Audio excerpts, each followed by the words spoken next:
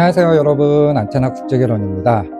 이번 영상에서는 국제결혼을 희망하시는 모든 분들께서 과연 나는 사전에 어떤 준비를 해야 되는지 그 부분에 대해서 한번 이야기를 나눠보도록 하겠습니다. 자, 우선 제가 지금 사연을 한 가지 소개를 시켜드리고자 하는데, 이 사연의 주인공은 베트남 국제결혼을 이제 진행하신 분의 사연인데요. 이분의 와이프께서 한국에 입국을 하셨는데 계속 잠만 주무신다는 겁니다. 낮에도 자고 저녁에도 자고. 그래서 이제 처음에 이분께서는 우리 아내가 좀 많이 피곤한가 보다, 또 낯선 환경에 좀 적응을 하느라 그런가 보다라고 이제 생각을 하셨는데, 이게 이제 하루 이틀 계속 지나도 계속 주무시다 보니까 본인도 모르게 이게 좀 불만으로 마음속에 쌓이셨던 것 같아요. 그러다 보니까 나중에 이제 이 문제로 인하여 좀 다툼까지 있었다라고 얘기를 해주셨는데, 자, 저희가 여기서 한번 살펴봐야 될 게 어떤 거냐면은, 베트남이라는 나라는 낮잠 문화라는 게 있습니다. 베트남이 좀 열대성 기후잖아요.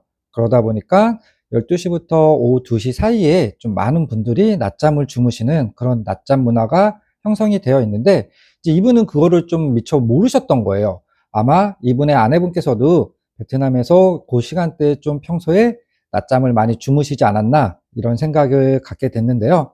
자, 이렇듯 이런 좀 베트남의 이런 사소한, 소소한 좀 이런 문화까지라도 내가 좀 국제 결혼을 하기 전에 좀 얼마만큼 좀 알고 또 배우고 공부를 하였느냐에 따라서 결혼 생활을 진행하시면서 있어서 이런 작은 해프닝 같은 일들이 발생이 되지 않을 거다라고 말씀을 드릴 수가 있고요. 또 그로 인해서 이제 두 분의 사이가 뭐 나빠지거나 그런 일도 당연히 없으시겠죠.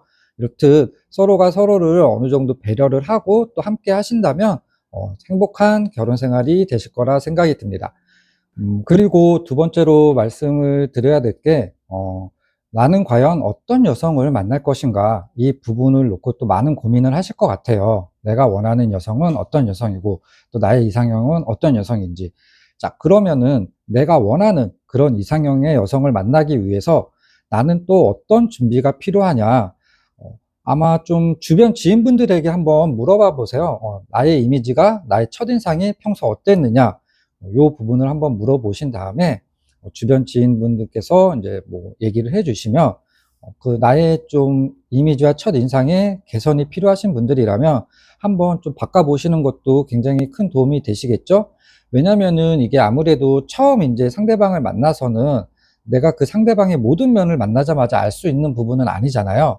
그러다 보니까 상대방의 첫 이미지가 굉장히 좀 중요한 부분을 역할을 하고 있는데, 이 부분에서 나의 이미지를 개선을 하셔서 어느 정도 좀 보다 상대방에게 나를 어필할 수 있는 그런 부분이 좀 높아진다면, 아무래도 내가 좀 만날 수 있는 그런 여성의 또 선택의 폭도 좀 넓어지지 않을까, 이런 생각이 듭니다.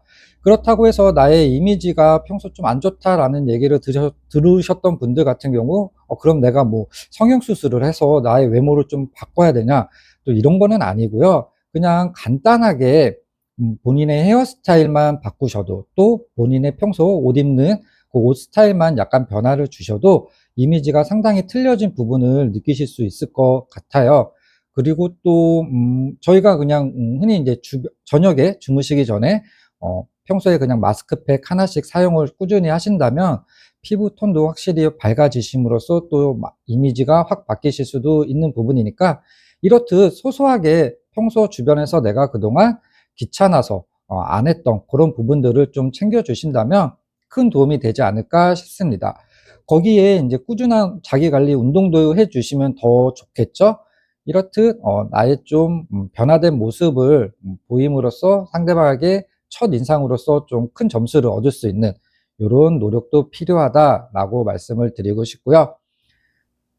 세 번째로는 본인의 성격이 어떠한지 한번 체크를 해 보시는 것도 도움이 될 것 같습니다. 평소 내 성격이 무뚝뚝하다거나 낯가림이 심하다, 혹은 좀 수줍음을 많이 타신다, 이런 분들이더라도 단 한 사람만큼에게는 예외적으로 자상하고 친절하고 따뜻한 마음씨를 보여주신다면 아마 그 상대방 여성분도 느끼실 거예요. 이 사람이 평소 다른 지인들에게, 주변인들에게는 이러한 성격이지만 나에게만큼 있어서는 이렇게 노력을 하고 다정다감한 모습과 친절한 모습, 상냥한 모습을 보이는구나. 그럼으로써 이 여성분들은 처음에 남성에게 큰 관심이 없다고 하더라도 나에게 이렇게 노력하는 모습을 보임으로써 그런 부분으로 인해서 이 여성분들은 이제 그 남성에게 조금씩 이제 호감도가 올라가고 상승하게 되겠죠. 그러면서 이제 본인도 모르게 이 남성을 좋아하게 되고 또 사랑이 싹 트여지는 것 같으니까 이 여성분을 위해서만큼, 단 한 사람을 위해서만큼은 본인의 성격을 바꿔보시는 것도 큰 도움이 될 것 같습니다. 물론 그렇다고 해서 이제 본인의 성격이 바꾸는 게 그렇게 쉬운 일은 아니지만 그래도 이 정도의 노력은 꼭 필요하다라고 말씀을 드리고 싶고요. 그리고 대부분의 좀 남성분들이 한 가지 좀 오해를 하고 계시는 부분이 있는데, 베트남 여성분들은 남자다운 모습을 많이 좋아합니다. 그런데 우리 이제 한국 남성분들께서는 배려의 차원으로, 당신 점심을 뭘 먹겠습니까? 점심을 먹고 나신 다음에는 혹시 또 뭘 하고 싶습니까? 뭘 했으면 좋겠습니까? 이렇게 상대방에게 의견을 많이 물어보는 분들이 계시는데, 그러지 마시고 본인이 좀 리드를 하셔서 우리 이렇게 해서 이거 먹으러 가요. 우리 점심을 먹었으니 이걸 해요. 이렇게 적극적으로 리드를 하시는 모습을 보임으로써 또 이 여성분들은 또 굉장히 또 그 모습에 반할 수 있는 포인트가 될 수 있다라는 한 가지 사실을 더 말씀을 드리고 싶습니다. 마지막으로 제가 가장 중요한 이야기를 한 가지 할 텐데요. 저희가 국제 결혼을 진행함에 있어서 결과가 많이 100% 좋은 쪽으로만 갈 수 있는 부분은 아니잖아요.